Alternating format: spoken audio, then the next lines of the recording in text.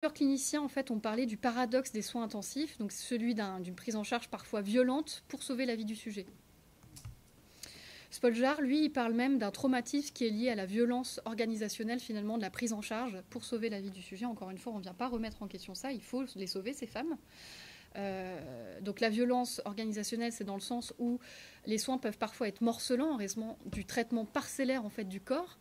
Certaines femmes de ma recherche pouvaient dire j'avais l'impression d'être un bout de viande. Voilà, parce que en fait, personne ne me regardait.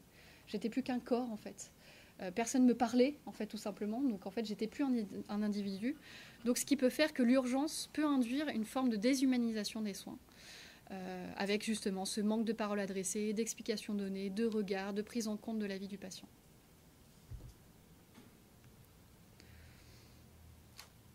Donc il y a plusieurs formes de violence qui peuvent se retrouver dans la clinique de l'hémorragie, celle de l'accouchement en soi, celle du corps qui se déstabilise, celle du risque, celle en fait de la prise en charge en soi. Il faut savoir aussi que certaines femmes, leur dernier souvenir remonte en maternité, elles vont se réveiller en réanimation. Et même pour celles qui n'ont pas forcément ce trou de mémoire, il y a quand même aussi tout un environnement qui est très différent de la maternité à la réanimation. Il y a même un environnement sonore qui est très différent. Elles se réveillent en salle de réveil et il y a beaucoup de machines qui maintiennent en fait les fonctions vitales du patient. Et donc en fait, des cris et des pleurs du bébé ou des gazouillis qu'on peut entendre dans les chambres d'à côté, elles passent en fait à une salle de réveil où il y a des bip, bip, bip, bip, bip. Et donc en fait, tout cet environnement sonore est très différent et l'organisation est très différente. Ce qui peut être violent en soi. Dans mon travail de thèse, j'ai proposé d'utiliser l'expression effondrement du corps, en fait, pour rendre compte aussi du ressenti d'impuissance qui est éprouvé face à cette perte sanguine. En fait, ces femmes, elles ont aussi un sentiment de passivité du fait de la prise en charge, mais aussi d'une passivité face à ce corps qui est complètement défaillant et qui... Et en plus, elles entendent des fois le sang qui s'écoule et elles essayent autant que possible d'arrêter de saigner d'une certaine manière et de cette impuissance de se dire mais mon corps. Et en plus, elles se vider de son sang, en fait, elles se sentent petit à petit partir, elles ont plus de force. Elles ont même, enfin, c'est un état très particulier, elles se sentent partir et en fait, ce ressenti d'impuissance qui peut sombrer dans la passivation, qui est vraiment une impuissance poussée, d'une passivité qui est poussée à l'extrême. Et c'est pour ça que ce terme me paraissait intéressant. Mais aussi, le risque de mort peut faire que quand elles reviennent en maternité après un passage en réanimation, c'est vraiment des revenantes. Il faut savoir aussi tous les commentaires en maternité quand elle revoit ces patientes qui reviennent, c'est oh, mais ça fait trop plaisir de vous revoir, mais c'est ah mais parce que vraiment vous nous avez fait peur, hein. Et en fait à ce moment-là ces femmes elles sont pas toutes en mesure de pouvoir penser vraiment qu'elles ont risqué de mourir. Et en fait dans le miroir des soignants, même dans des trucs très positifs de ah mais on est content de vous revoir comme ça, en fait elles se confrontent à une forme de réalité qui à ce moment-là n'est pas toujours pensable pour elles-mêmes.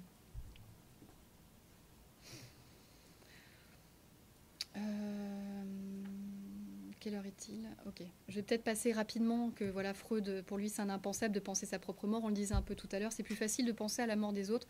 Christian David. Non, mais c'est vrai.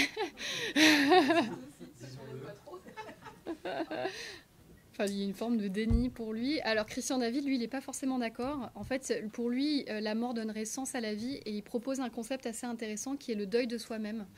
Et ça, c'est vraiment, contrairement à un deuil d'une perte d'objet, c'est un deuil par anticipation parce que c'est soi-même, donc on n'est pas mort tant qu'on est là. Donc, et je trouve ça intéressant parce que dans le vécu des femmes, tous, en fait, ce deuil de soi-même se met au travail différent en fonction de notre histoire. C'est-à-dire que si soi-même, on a déjà risqué de mourir par une maladie, par un accident, forcément, ça nous confronte à notre propre mortalité, donc on chemine sur la question de notre propre finitude. Si on est confronté dans notre entourage à la maladie, à des pertes, etc., chacun on a une histoire différente par rapport à la mortalité. Et donc, ce qui peut faire qu'il y a des personnes qui sont terrifiées à l'idée de mourir, tandis que d'autres, en fait, ils y pensent même pas. Enfin, on est très différents dans notre rapport à notre propre finitude. Et donc, je trouve ça pas inintéressant. D'autres auteurs ont parlé aussi des progrès de la médecine qui peuvent contribuer d'une certaine manière à un sentiment de toute puissance, parce que vu que la médecine fait qu'on repousse la mort de plus en plus loin, qui peut contribuer aussi à un déni de sa propre mortalité, ce qui peut renforcer du coup la violence quand la mort se profile du fait de ça. Et on sait combien la situation traumatique par excellence, c'est justement cette rupture radicale et brutale d'un sentiment de toute puissance qu'on serait peut-être, nous, immortels. Ah bah... Ah non, pas depuis le début. Excusez-moi. Hop, j'y retourne.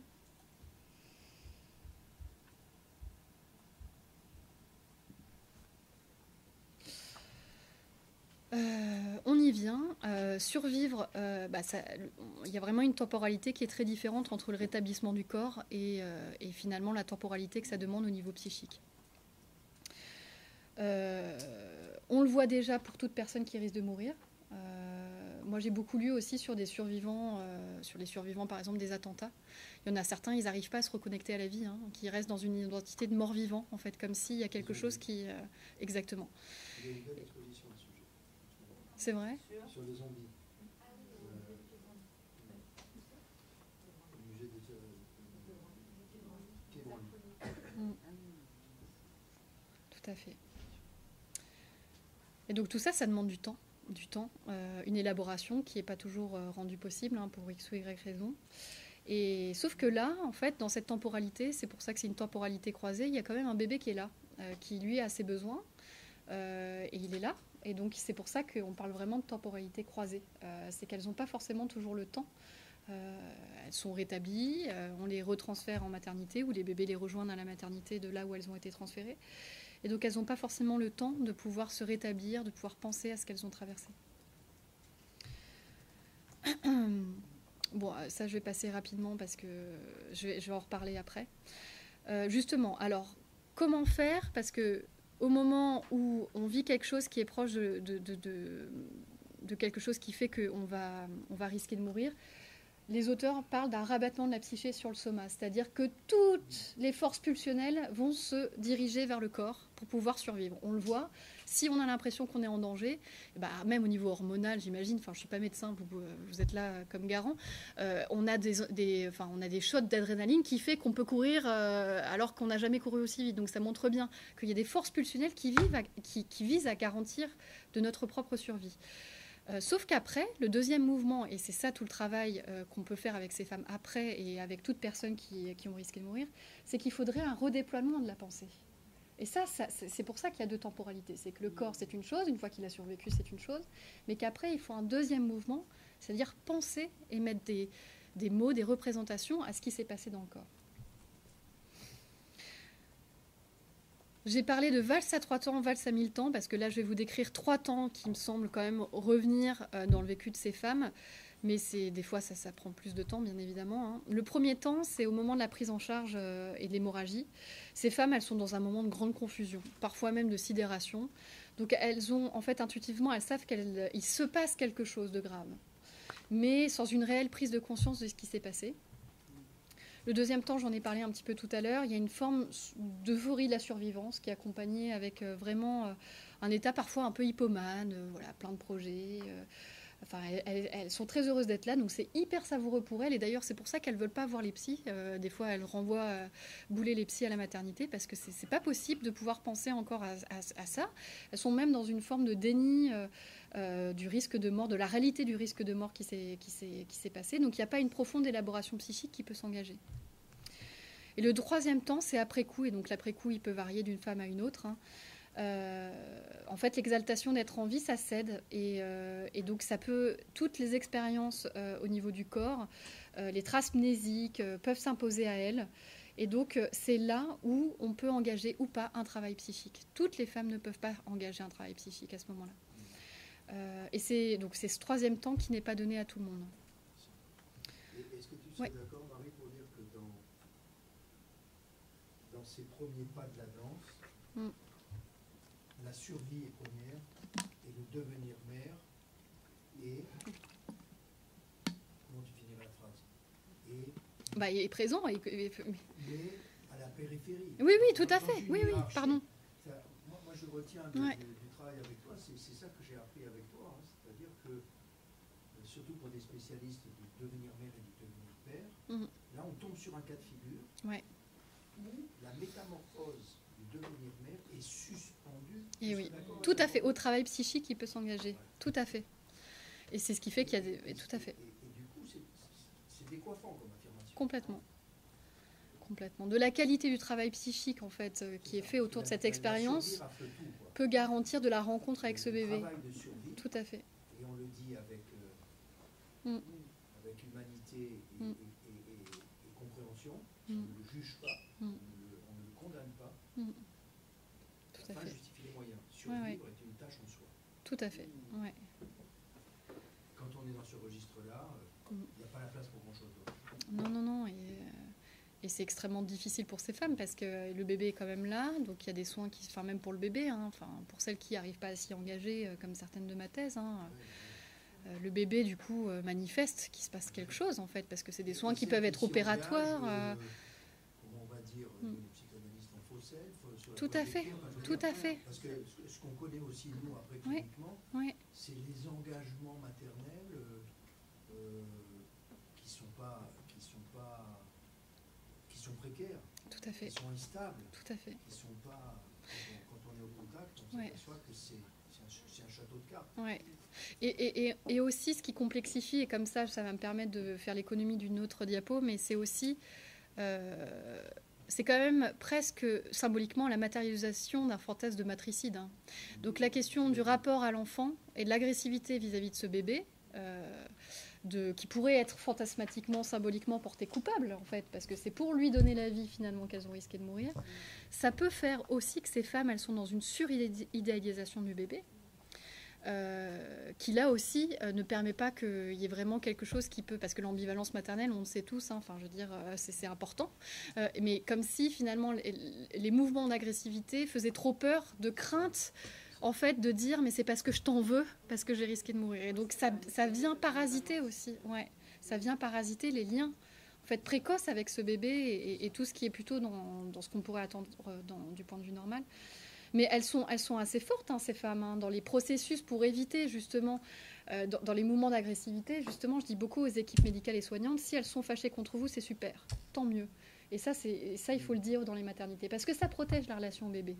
C'est exactement. Du coup, ça déplace le mouvement d'agressivité sur les équipes soignantes, et donc, du coup, ça permet d'avoir moins peur d'être agressive à l'égard de ce bébé. Et voire même, pour certaines, pour dire toute la créativité de ces femmes, elles s'auto-responsabilisent de l'hémorragie. Elles vont dire c'est de ma faute.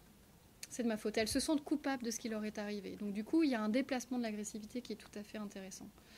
Je me souviens de la tête de Nevada et de quelques-uns de ses officiers quand on racontait ça. Parce que la vocation médicale, comme l'enfer n'est pas fait de bonnes intentions. Ouais. Donc ils étaient un peu estomaqués. Mais... Oui, mais à la fois... Ça permet de rabaisser, parce que ces pauvres, mais je les comprends, ces pauvres médecins qui ont tout fait pour les sauver, qui effectivement, qui n'avaient pas forcément de merci, mais qui étaient agressés en disant mais vous m'avez fait du mal, vous m'avez violenté, c'est de votre faute, ou même voire presque des gynécologues obstétriciens de ceux qui sont portés coupables, c'est de votre faute si j'ai eu l'hémorragie, vous êtes mal organisé. Et en fait, le fait de savoir que d'une certaine manière ça a du sens, et ça permet en fait de prendre de la distance aussi avec les mouvements d'agressivité qui peuvent et donc exactement. C'est-à-dire que là notre job à nous, c'est d'envisager avec le soignant, avec l'obstétricien, que la fonction paratonnerre qui se paye cash du prix de l'agressivité contre soi, ça peut être un acte thérapeutique formidable. Tout à fait. Mais c'est pas gagné d'avance. Et oui. C'est pas gagné d'emblée. C'est pas gagné d'emblée. Non. Parce que c'est contre-intuitif. Bien sûr. Et autre chose, Non, autre chose que je trouve formidable, c'est qu'elles ont aussi tendance, toutes, à essayer d'avoir un clivage fonctionnel accouchement-hémorragie. L'accouchement, quand on les écoute, elles disent mais il s'est super bien passé mon accouchement. C'était pas le problème, et l'hémorragie, c'est ce qui s'est passé après. Et ça, c'est pas inintéressant non plus. C'est que en fait, ça permet de préserver finalement la relation aussi au bébé. C'est la vertu du clivage. Mais ouais. Et qu'il faut leur laisser, en fait. C'est pour ça que je trouve ça intéressant aussi. C'est comme quand elles se portent coupables de l'hémorragie, limite, il ne faudrait pas y toucher. C'est qu'elles se sentent responsables, mais parce que d'une certaine manière, c'est peut-être aussi leur façon de faire avec et qui leur permet d'être plus ambivalentes vis-à-vis de bébés sans que ce soit trop dangereux d'une certaine manière. Et qu'elles s'en veulent et que du coup, ça leur permet je sais pas, presque de vouloir réparer quelque chose de la relation parce qu'elles ont l'impression d'avoir fait du mal aussi à leur bébé, de leur avoir fait vivre ça d'une certaine manière. Et à leur bonheur Tout à fait. Clinicien, tout l'entourage.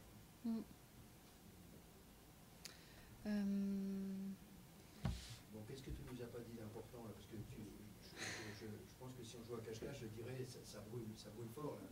Ouais. Je veux dire, mais est-ce qu'il y a avant qu'on se mette à discuter, parce qu'il nous reste une demi-heure, donc il faut vraiment qu'on la prenne pour discuter. Okay. Je suis sûr qu'il y a beaucoup de gens qui vont apporter des pièces du puzzle et que ça va être intéressant pour toi de les recueillir. Est-ce qu'il y a des choses importantes que tu aimerais partager avec nous avant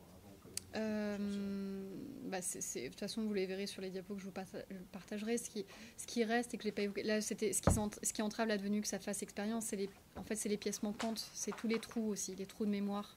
C'est que en fait, elles sont vraiment dans un travail de tricotage entre toutes les pièces du puzzle, c'est-à-dire les ressentis corporels. Ça peut être la narration de l'entourage qui est nécessaire. Là, quand le conjoint est trop traumatisé, qui ne veut même pas en parler, qui ne veut plus en parler, on n'en parle plus, qui met une censure sur ce qui peut être dit et raconté, c'est terrible parce qu'elles ont besoin de cette narration-là. Les professionnels aussi, le temps qu'il faut prendre après pour leur re-raconter. Et elles sont dans une espèce de quête de mise en sens, en fait, qui est nécessaire vraiment pour en faire quelque chose finalement et remplir ces trous. Et finalement, il y a une espèce de boucle incessante où elles ont besoin de raconter.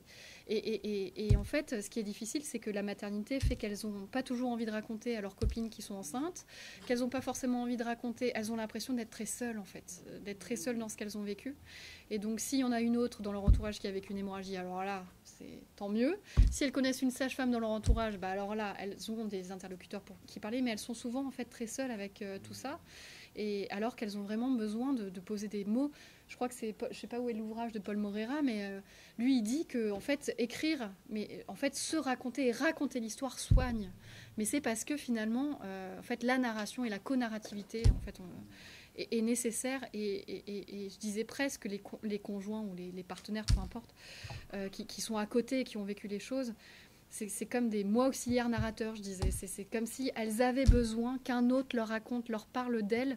Et après, il y a une forme de réappropriation. Mais c'est vraiment plusieurs étapes. Et parfois, presque, elles ont un récit où les médecins diraient « Ah, mais il ne s'est pas du tout passé ça, mais on s'en fiche. » En fait, une fois que c'est leur récit, leur histoire et qu'elles peuvent le raconter, et ben ça y est, c'est que ça a fait sens et que... Là, on retrouve un endroit qu'on a bien rencontré avec Jessica, Marie-Josée Soulieu et quelques autres autour de la mort périnatale, c'est-à-dire l'éloge du groupe de parole. Ouais. Alors ça peut être aussi l'éloge de gens qui s'occupent de pouvoir disposer d'un cadre qui va stimuler, dynamiser cette narrativité préparatrice. Ouais. Mais c'est vrai que le groupe semble avoir des vertus.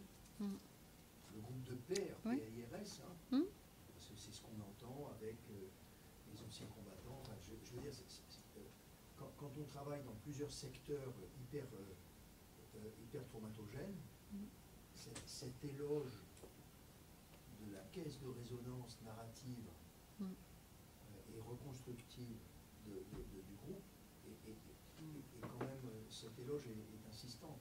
Tout à fait. Ouais.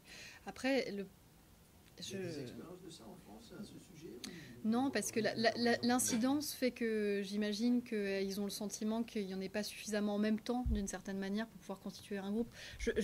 Moi, j'y ai pensé, parce qu'effectivement, enfin, tout votre travail, en fait, effectivement, on se dit, mais il faudrait. Ce qu'on s'était dit avec Christelle, c'était aussi, nous, on avait imaginé...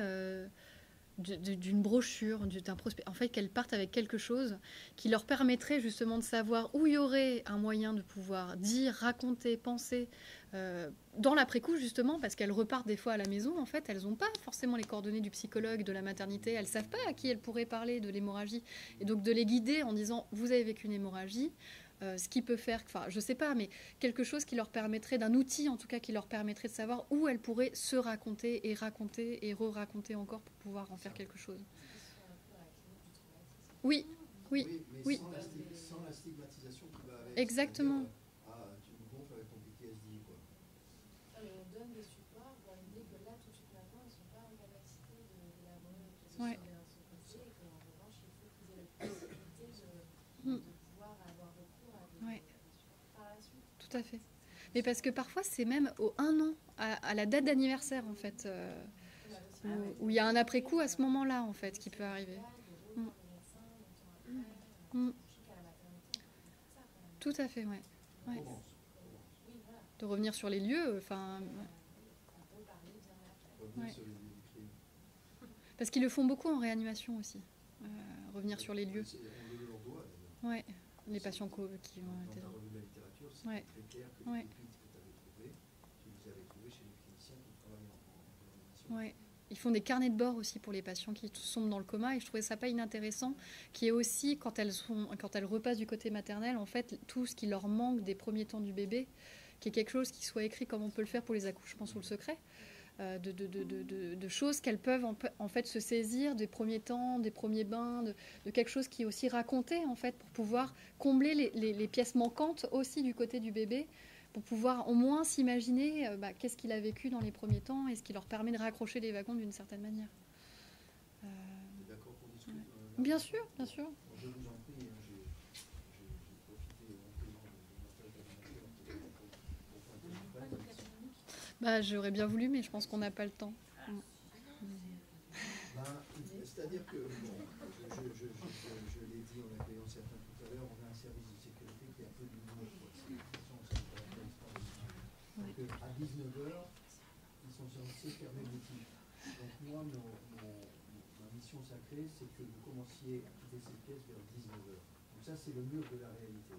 Donc, ça veut dire que nous avons 34 minutes devant nous. S'il y a consensus sur le fait qu'on a envie de l'incarnation du cas raconté par Marie, vous êtes d'accord pour ça? Je m'y mets. Du coup, je vous la montre, telle que je me la suis imaginée. On a besoin de ça, c'est vrai. Donc Florence, qui vient du latin Florentia, qui signifie fleurissant. Donc en fait, pourquoi j'ai choisi ce prénom, c'est parce que ça montre les ressources internes de Florence. Je vous ai pris quand même un cas où ça va bien. Voilà, ça me paraissait quand même plutôt... Pour terminer, c'était bien. Et l'illustration choisie, en fait, c'est pour illustrer le lien mère-fils en fait, qu'elle a avec ses jumeaux, que j'ai surnommé Jacques et Isaac. En fait, pourquoi Jacques et Isaac? C'est simplement parce qu'elle avait 2 prénoms qu'elle avait choisis avec une sonorité qui était semblable. Donc, en fait, c'était une façon de maintenir ça parce que c'était important pour elle. Et voilà, parce que c'est une femme, en tout cas... Alors, j'ai structuré mon étude de cas par des parties. Donc, voilà. Donc, l'histoire clinique. Donc, Florence, elle est âgée de 27 ans. Lorsqu'elle accouche de ses jumeaux, donc Jacques et Isaac. Donc elle souffre d'endométriose et une fécondation in vitro a été réalisée et elle a tout de suite fonctionné. Avant d'y avoir recours, Florence et son mari ont tenté d'avoir un bébé pendant 3 ans, en vain.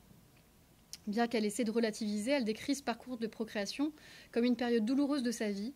Seul lui importait d'avoir un bébé, c'est ce qui la faisait tenir finalement face aux nombreux examens, piqûres, injections qui sont propres à tout le parcours de procréation médicalement assistée.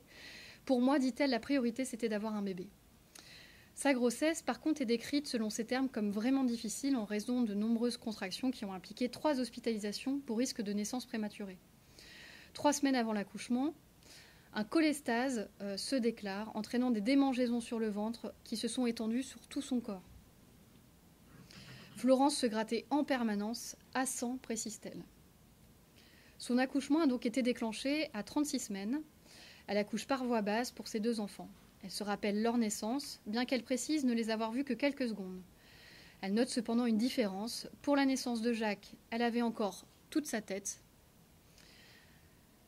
Ça allait encore bien à ce moment-là, tandis que pour celle d'Isaac, je n'étais pas bien déjà. L'hémorragie de Florence s'est déclarée au cours de son accouchement. Elle explique avoir été transférée très rapidement en réanimation et souligne à plusieurs reprises la panique de l'équipe. Elle revoit ses bébés 5 jours plus tard, lorsque ses enfants la rejoignent à la maternité de la Riboisière. Donc c'est eux qui l'ont rejoint. La psychologue de la recherche contacte Florence lorsqu'elle est déjà rentrée chez elle pour lui proposer de participer à l'étude. Elle accepte tout de suite et contrairement à toutes les autres, elle dit « Je suis même étonnée qu'une psychologue ne soit pas venue me voir en maternité ». Donc la première partie, je l'ai surnommée « Des rires aux larmes, des larmes aux rires ».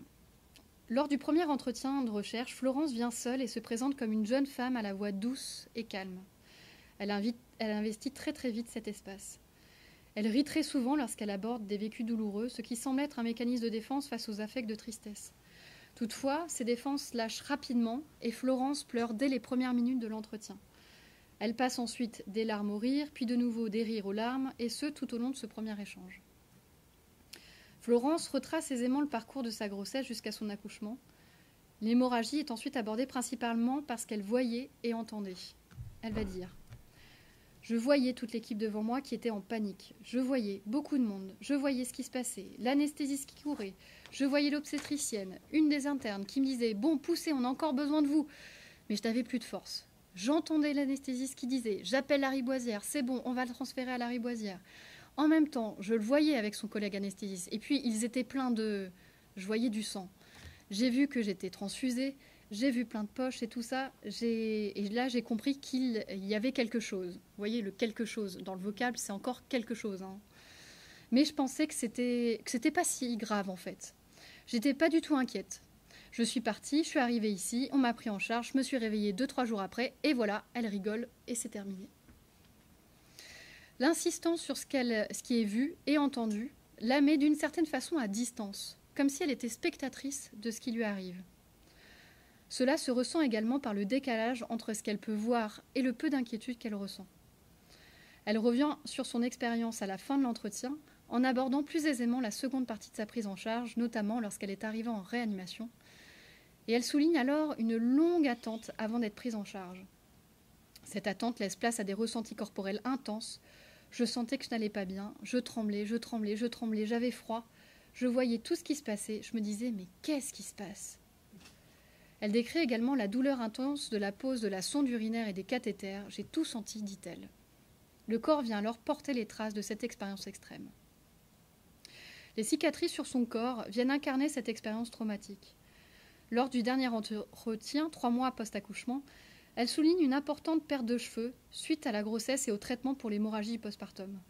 Elle a donc dû se couper ses cheveux longs, ce qui semble être vécu comme une perte d'attributs féminins. C'est horrible, j'ai plus de cheveux, j'ai été obligée de les couper. Ils étaient très longs, mais je pouvais plus les coiffer parce que j'avais des poignées comme ça de cheveux qui partaient.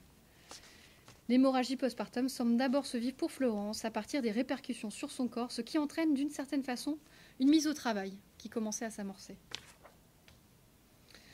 Par ailleurs, contrairement aux autres femmes de ma recherche, Florence s'est vue mourir lors de sa prise en charge, donc tout de suite. Les autres, s'il leur faut, c'est souvent en après-coup qu'elles ont des angoisses de mort qui arrivent. Elle décrit qu'elle n'arrivait plus à respirer en raison de son intubation, décrivant alors un moment particulièrement anxiogène. Elle explique. Le médecin qui devait l'enlever était occupé aux urgences. Moi, j'étais attachée parce que justement, ils avaient peur que je m'arrache, que j'enlève moi-même le tube. Et j'étais en panique. Plus le temps passait et plus j'étouffais. J'ai vraiment cru que j'allais mourir. D'ailleurs, j'ai même vécu une expérience bizarre. J'étais entre la vie et la mort. Pour moi, c'était le jugement dernier. J'allais mourir et au dernier moment, vraiment, j'arrivais plus à respirer. Et au dernier moment, le médecin est arrivé et il m'a enlevé le tube. Florence, son mari et leur famille sont très croyants. Cette vision au jugement dernier prend sens lorsqu'elle est contextualisée au sein de l'histoire de Florence. Lorsqu'elle réévoque ses difficultés pour concevoir un enfant, elle exprime son étonnement face à l'infertilité parce qu'elle était persuadée qu'elle tomberait facilement enceinte. Madame explique alors qu'elle et son mari, il y a 8 ans de cela, ont eu recours à une interruption volontaire de grossesse suite à une grossesse non désirée. Cette expérience encore très douloureuse est venue se remettre au travail avec la PMA, mais aussi avec l'hémorragie, les comprenant comme une punition de cet acte passé. Florence pleure énormément à l'évocation de cette première grossesse et porte encore une vive culpabilité.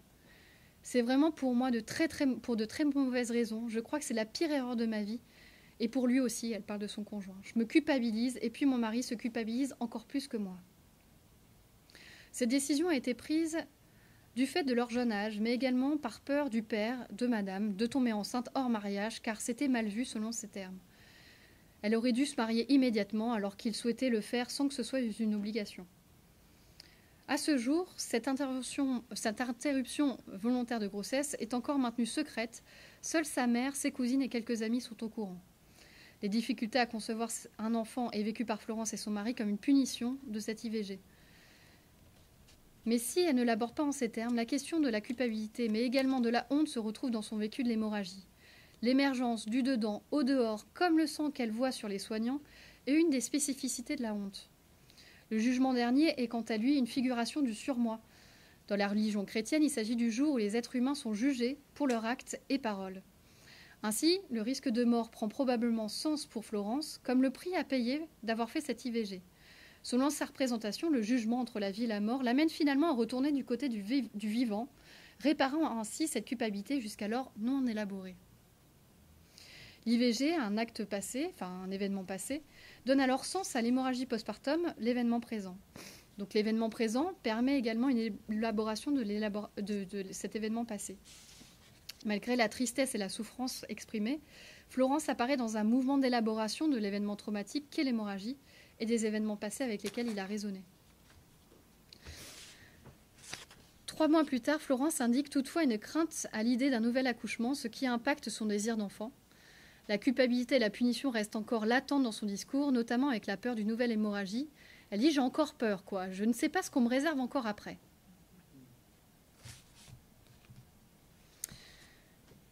Dans son discours, il y a une insistance sur des ressentis d'abandon retrouvés dans sa prise en charge à la maternité et à son domicile, qui font écho à son histoire infantile. Au cours de sa prise en charge, une alternance entre l'abondance du personnel soignant en panique et les moments de solitude est relevée, soulignant dans les deux situations un manque d'une personne secourable et rassurante.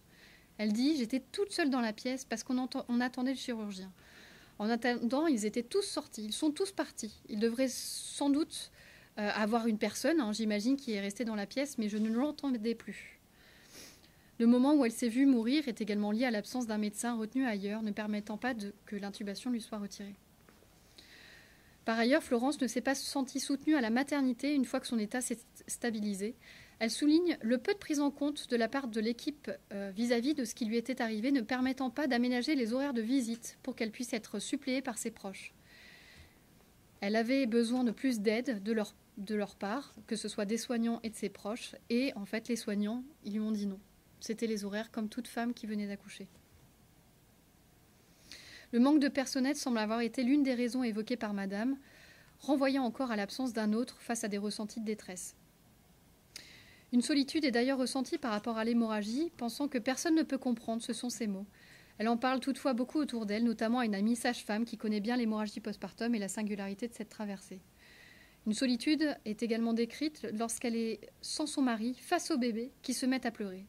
Des fois, je suis désemparée quand les deux petits pleurent en même temps et que je ne sais pas quoi faire pour les calmer. Sa famille et son mari apparaissent comme des personnes ressources qui soutiennent sa maternité. Madame a d'ailleurs ressenti le besoin de retourner vivre chez ses parents avec ses 2 bébés pendant plusieurs mois à la sortie de l'hôpital. Son mari travaillant beaucoup et ne pouvant pas s'occuper de tout, donc elle est allée trouver refuge et étayage dans la maison familiale. Elle souligne l'importance de ce premier temps de restauration avant de pouvoir être en état physique et psychique de pouvoir prendre soin de ses bébés.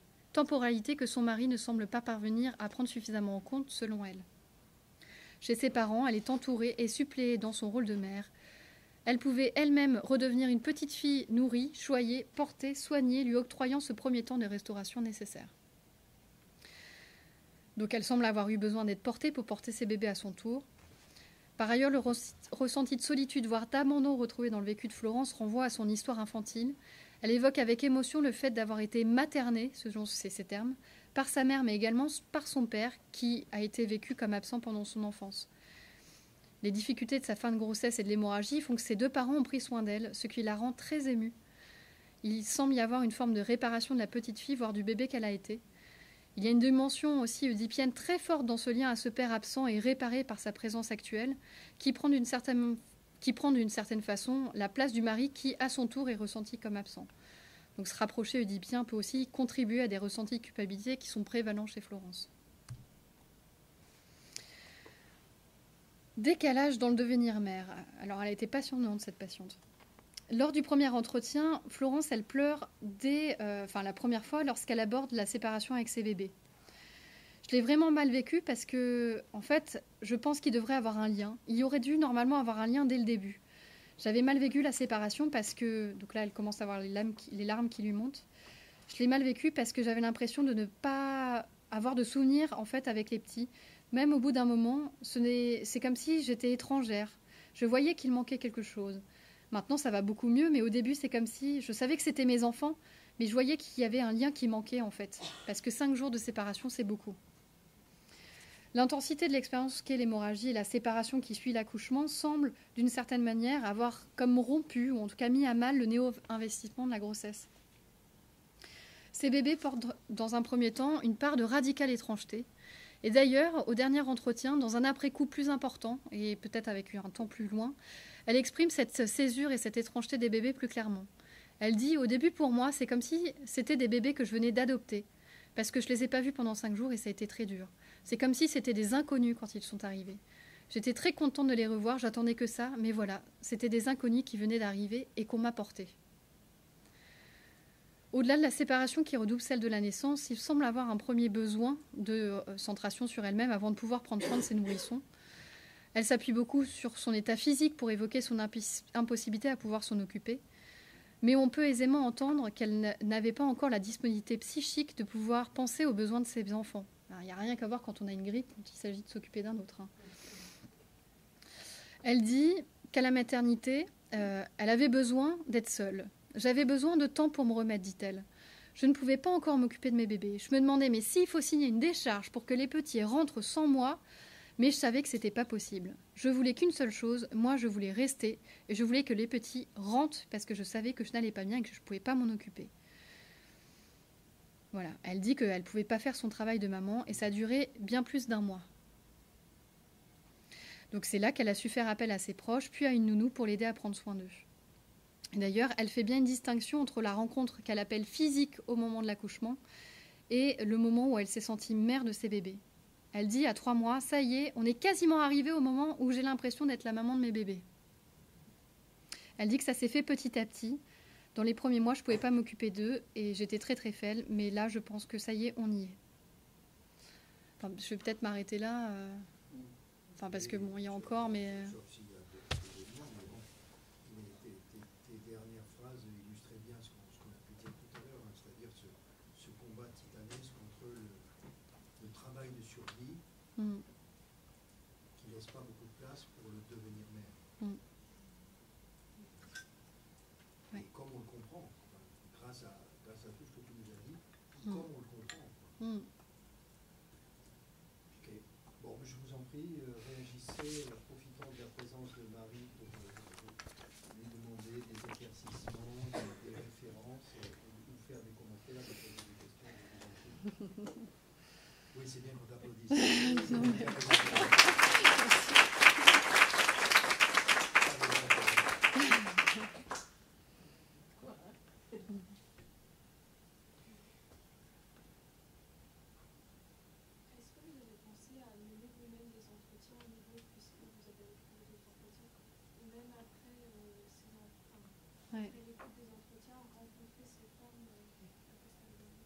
En fait, pour tout vous dire, on avait même pensé à une méthodologie où j'allais les recontacter 6 ans après, pour les rencontrer vraiment. Et que là, j'étais présente. Et donc, ça aurait été pas inintéressant d'avoir en plus ce temps à distance. Mais en fait, on s'est dit, c'est compliqué. Vous imaginez l'étrangeté. C'est une autre psychologue qui mène l'entretien, que finalement, je les ai eus en héritage. Et on s'est dit il y avait tellement à dire que, encore une fois, en fait, on a éliminé tout ce qu'on voulait faire, mais effectivement, ça aurait pu être intéressant. Et en fait,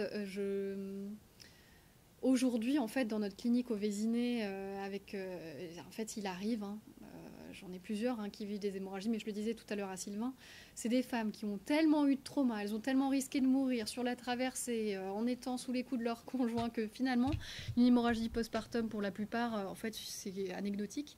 Donc, on travaille des angoisses de mort, mais qui est complexifiée par, en fait, la répétition de plein de choses. Et donc, du coup, mais voilà, j'y suis pas insensible. Par contre, des femmes françaises qu'on a eues dans le service aussi, là, dernièrement, on en a eu une, qui a eu une hémorragie postpartum, effectivement, elle est venue dans notre service suite à l'accouchement qui a été traumatique et qui a sombré, elle, dans une dépression du postpartum gravissime. Et elle ne pouvait pas rencontrer cet enfant.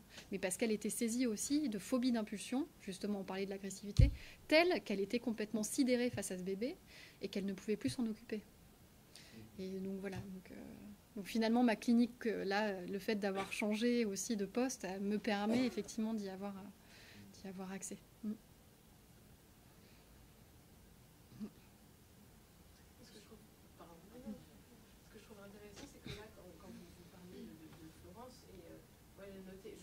j'entendais cette dissociation, qui en fait va être la vôtre aussi. Oui. Donc et je me dis, parce qu'après je me suis imaginé si tout ça, tous ces entretiens avaient été filmés mais sans son, ou alors les scènes filmées mais sans son, qu'est-ce que ça fait et qu'est-ce qu'on s'imagine. Voilà, donc peut-être qu'il y a des manières de capter des choses qui par le dispositif même sont plus favorables et accentuent la compréhension qu'on peut avoir de l'aspect traumatique de cette... alors que c'était pas forcément intentionnel. Ah mais oui, non, cette méthodologie nous est tombée dessus. Enfin, je veux dire, on a fait au fur et à mesure, effectivement, parce que l'idée était, enfin voilà, d'en faire quelque chose, parce que en fait, on se rendait compte que c'était pas inintéressant, voire même qu'il y avait c'était presque très intéressant.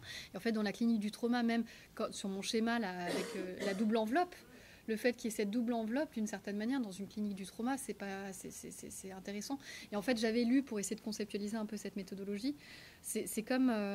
je crois que je t'avais même demandé, Sylvain, quand on fait des supervisions, en fait, on entend le cas en fait, qui est rapporté par d'autres. Donc, en fait, on peut soi-même être préoccupé pour un patient en fait, qu'on ne rencontre pas. Voire même, j'avais lu sur beaucoup ces psychologues qui font des entretiens par téléphone, les écoutes d'urgence ou je ne sais pas, qui ne voient pas non plus. Donc, en fait, j'ai pris en fait, un peu de partout pour essayer de conceptualiser justement et de pouvoir penser finalement ce que je faisais de moi-même.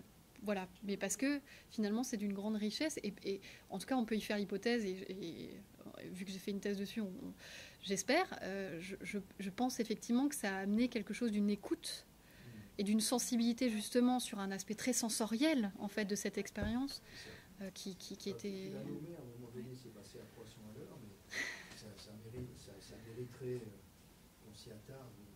C'est le transfert du transfert. Hein. Ouais. Et c'est-à-dire que finalement, l'Héraclès sans corde et sans arc, c'est ce que vivent beaucoup de ces victimes de l'hémorragie, mais c'est ce que toi tu avais dans ta méthodologie. Oui. Donc c'était ça aussi qu'on avait contenu chemin faisant et qui nous avait séduit, c'est qu'on se disait que finalement il y avait une résonance intime, comme on dit chez les projectivistes, entre ce qu'avaient vécu et ce à quoi aspiraient ces femmes pendant cette épreuve tragique, et ce que toi tu vivais en les écoutant sans les voir. Voire même dans la discussion, je me souviens, alors vous allez me dire si je suis allée trop loin, mais j'ai même parlé de transfert sur la thèse, c'est-à-dire que du fait de cette méthodologie, il a fallu, moi aussi, j'ai reçu en héritage tout ce matériel, il a fallu faire de ce matériel mon matériel. Il a fallu faire comme ces femmes que ce bébé devienne leur bébé. Et que d'une certaine manière, une thèse, clairement, c'est un peu comme un premier bébé. Et d'une certaine manière, j'avais l'impression que j'ai eu aussi besoin de tout un travail d'adoption, d'aller-retour, pour pouvoir faire en sorte qu'à un moment, j'arrête de penser que en fait, c'est une recherche d'une autre et que je suis juste là, présente, ici, sauf que il m'a fallu du temps à pouvoir me dire que c'est mon travail, et parce que, je crois que c'est la première fois en fait que je parle de ma thèse sans qu'il y ait Christelle, d'ailleurs. Parce que j'avais tendance à toujours l'amener. Et d'ailleurs, c'était Karine Guénif qui me disait « Mais tu parles de Christelle partout dans ta thèse. Arrête de parler de Christelle. » Mais parce qu'en fait, il y avait quelque chose comme ça que j'ai eu besoin de me réapproprier. Et qui était aussi dans cette clinique-là, encore une fois, il y avait des parallèles en tout cas que j'ai retrouvés. Et donc voilà, Justement, dans ta manière l'attention particulière que tu as eue à trouver des images, à les nommer, à nommer leurs enfants, dans le cas que tu as présenté et l'image qui est là, je trouve que c'est justement très recherché et qu'il y a vraiment eu ce travail de réappropriation, justement, peut-être pour se protéger de toute cette fantasmatique qui se met à l'œuvre quand on écoute finalement et qu'on ne voit pas. Est-ce qu'après coup, tu perçois dans cet investissement, ce travail phénoménal psychique que tu as dû produire pour t'approprier, pour subjectiver toutes ces données, est-ce que tu arrives à faire la part entre le transfert de survie et le devenir mère? Est-ce que tu as des traces de ça? C'est-à-dire, est-ce que c'était aussi un combat qui se produisait, dont tu avais toi des répliques dans ton transfert? Ah oui. Typiquement, c'est pour ça que je l'ai évoqué comme ça, mais en plus, le contexte sociétal a fait que c'était... J'ai eu la chance... Le Covid, j'ai eu la chance d'avoir eu un congé de thèse, parce que je travaillais à temps plein à Necker, moi. Donc j'ai fait cette thèse-là en plus, et donc j'ai eu la chance d'avoir un congé de thèse de 6 mois pour pouvoir l'écrire, et pour pouvoir penser justement cette clinique du trauma. Et là, confinement. Confinement au moment où on ne savait pas encore ce qu'était le Covid. Au moment où j'avais plus accès à la bibliothèque, j'avais plus accès à la fac, j'avais plus accès à rien pour pouvoir penser. Moi-même, et c'est là où on voit toutes les enveloppes, hein, dans un contexte sociétal où il n'y avait pas quelqu'un dehors, on était tous traumatisés à se dire mais oh mon Dieu, on voyait le Covid partout, vous vous souvenez, on faisait la queue pour faire les courses, c'était la fête quand on allait faire les courses. C'était quand même un contexte très particulier, et j'en ai dit aussi quelque chose dans ma thèse, parce que c'était extrêmement difficile, des allers-retours, et c'est comme... À chaque fois que je fais une présentation sur ce sujet, c'est apporter aussi cette thèse, ce sujet. Il faut y retourner, en fait. C'est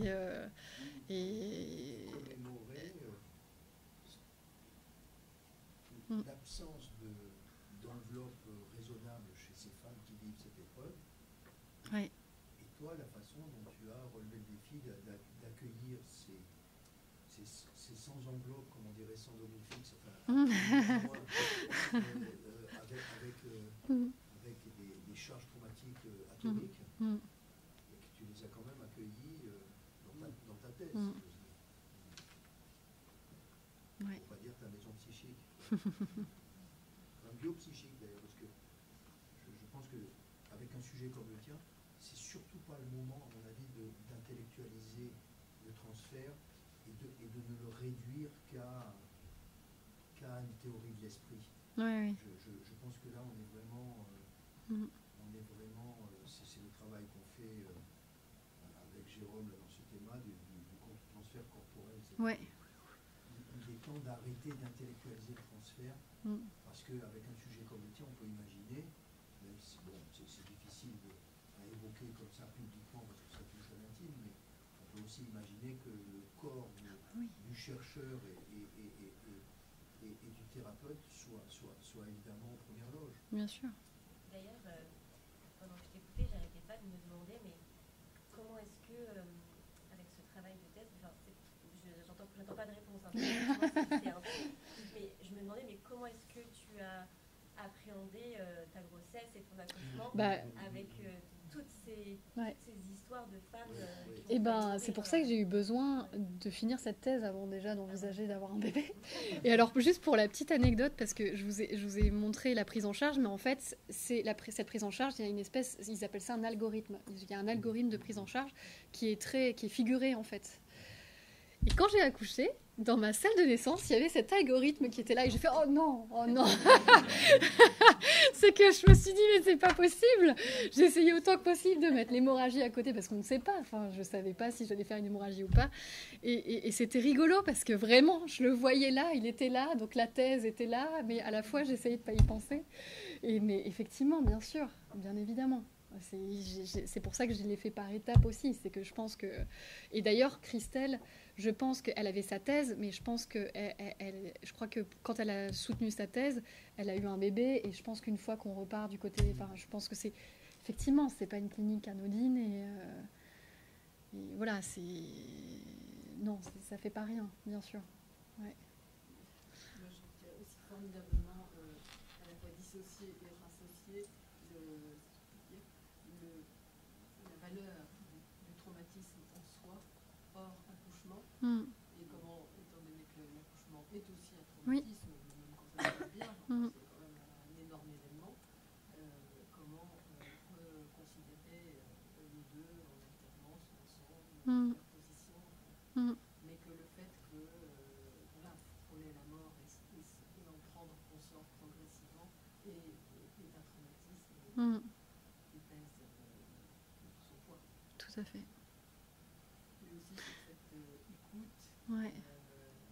Oui, je pense que, en effet, tu n'avais pas la présence physique de la personne, mais qu'il y a vraiment des choses qu'on entend différemment, voire plus, enfin, pour avoir exercé dans différents contextes par téléphone, il y a des choses qu'on entend très, très, très finement.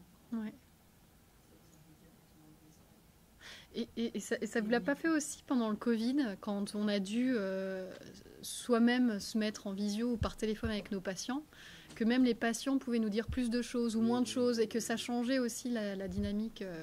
Donc je pense qu'effectivement, en fonction des supports et la façon dont sont menés les entretiens et ce qu'on en fait, c'est différent. Et tu reparlais de l'angoisse de mort. Moi, à un moment, il y a eu un paragraphe que j'ai écrit dans mes éléments de résultat. Je parlais de l'éloge de l'angoisse de mort. Et en fait, les femmes qui disent « j'ai eu peur de mourir », ou enfin voilà, je me dis « ah bah elles ont déjà fait du chemin ».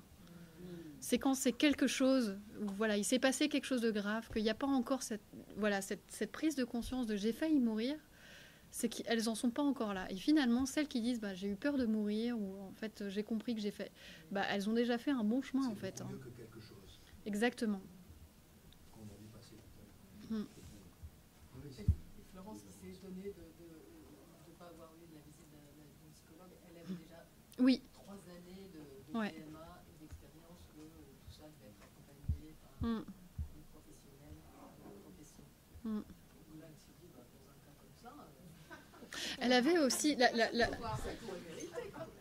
C'est aussi tout l'environnement. Enfin, Florence, effectivement, elle a pu retourner chez ses parents. Enfin, je pense que ça a été vraiment salvateur pour elle. Celle qui allait le plus mal dans ma thèse, c'est celle où il y avait le mari qui lui interdisait d'en reparler, qui était complètement lui-même, je pense, complètement effracté par cette prise en charge, et qui, du coup, il y avait une censure. Et en fait, elle a sombré dans le coma, donc en plus, il lui manquait plein de choses, et donc c'est resté quelque chose. Et elle, pour vous dire à quel point ça peut aller loin, hein, c'est qu'il y avait probablement son bébé qui faisait des spasmes du sanglot, mais en tout cas, elle disait, on dirait qu'il pleure du sang. Donc quand on n'en fait pas quelque chose, en fait, forcément, ça se retranscrit après dans la relation, ça réémerge, en fait. Hein, c'est le propre du trauma. Hein, on essaye de fermer les écoutilles, et finalement, ça s'infiltre de plein de façons différentes, et aussi dans la relation et chez le bébé. Ouais.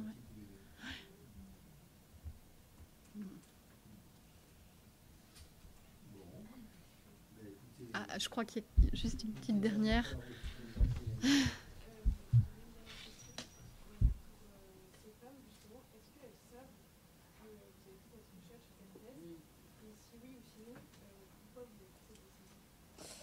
Non. Non, on les a pas recontactés. C'était 6 ans après, c'est vrai qu'on a... Déjà, Christelle, je pense déjà récupérer les données, les contacts et tout ça, ça aurait été... Mais on y a pensé parce qu'on voulait les revoir 6 ans après. Et non. Non. Alors, je sais pas... Ouais.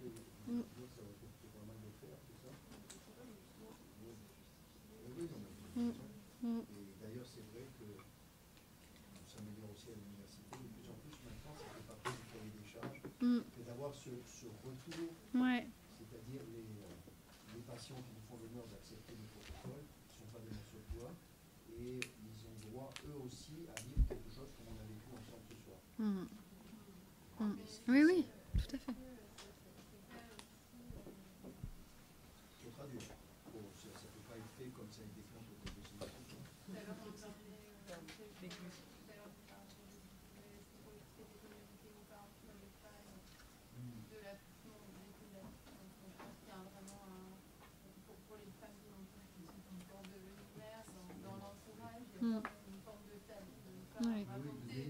Communauté du déni. Peut-être que ça pourrait ne pas être Et oui. Il y a quand même toujours un silence.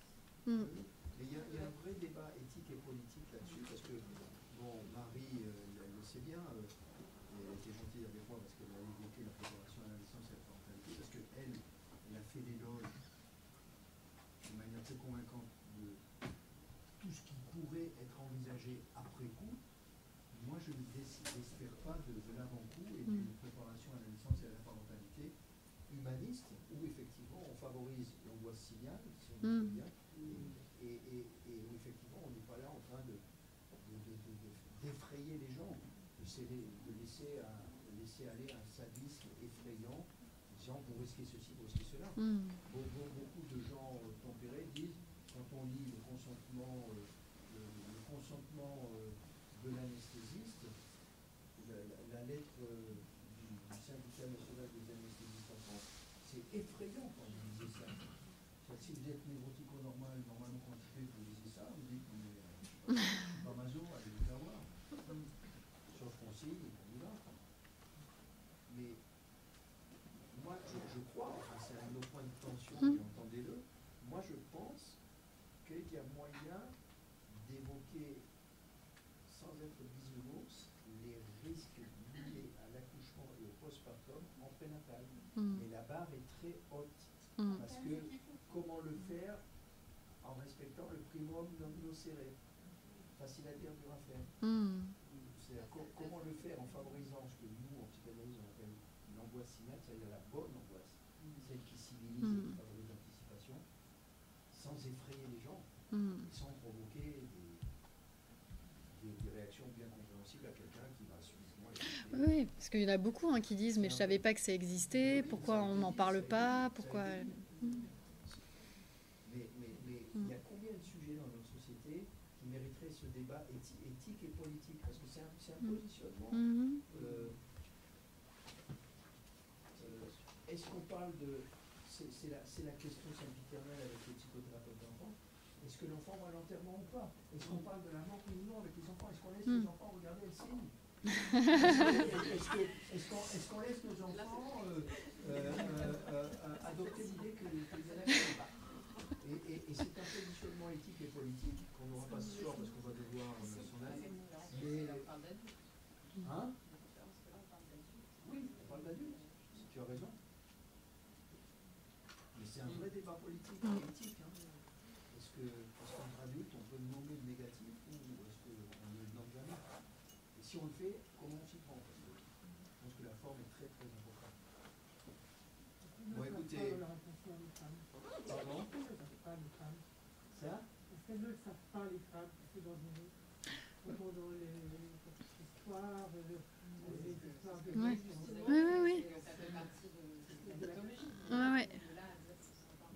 Ouais, c'est ça, c'est que c'est comme si tout le monde le pressentait, mais qu'à la fois la confrontation réelle est… Ouais. C'est une variable incroyable.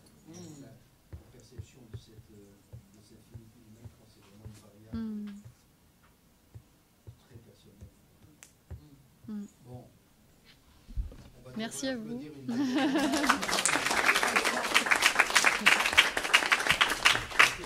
Merci aux écouteurs d'avoir abordé avec tant d'élégance cette société. Merci. Merci. Ah oui, je laisse oui, mon point.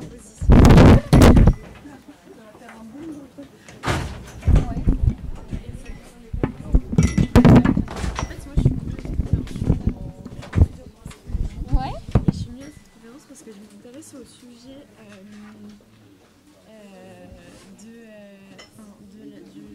du lien, alors c'est pas là ce que je suis en train de dire, du lien mère-bébé avec les mecs qui sont borderline ou psychotiques, etc. Et du coup, du lien d'attachement après pour les enfants quand ils grandissent et tout. Et je me demandais si on pouvait faire un rapprochement entre ce que vous avez dit, un peu, là c'est différent parce que du coup il y a un traumatisme, etc. Mais du coup avec les mères du coup borderline ou psychotiques qui après ont du mal à investir la relation avec le bébé et tout.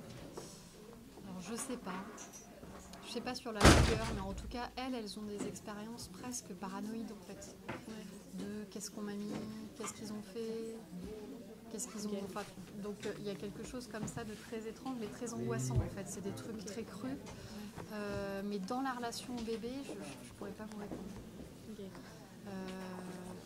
Parce que là c'est une pathologie psychiatrique à long terme, enfin je veux dire avec tout ce que ça comporte et qui vient complexifier la relation bébé, voire même quand il est encore plus grand. Donc là c'est vraiment la question de la rencontre qui est vraiment problématique. Merci beaucoup pour l'accueil. Merci à vous. Bravo d'être venu, ça m'a rappelé des souvenirs.